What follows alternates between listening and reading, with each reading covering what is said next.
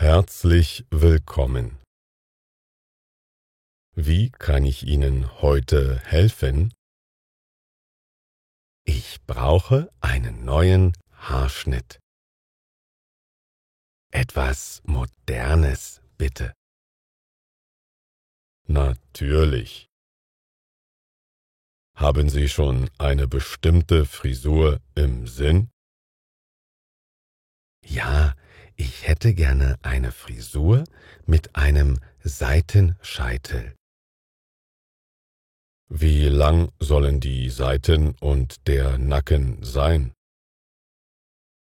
Ich hätte gerne die Seiten kurz und den Nacken etwas länger. Verstanden. Wie viel länger soll der Nacken sein? Etwa eine Nummer länger als die Seiten, denke ich. Gut, ich schneide sie dann etwas länger.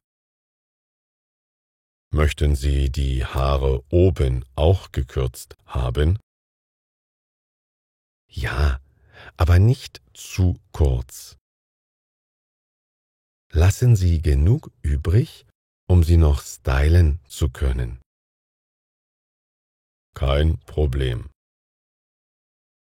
Soll ich auch die Koteletten trimmen?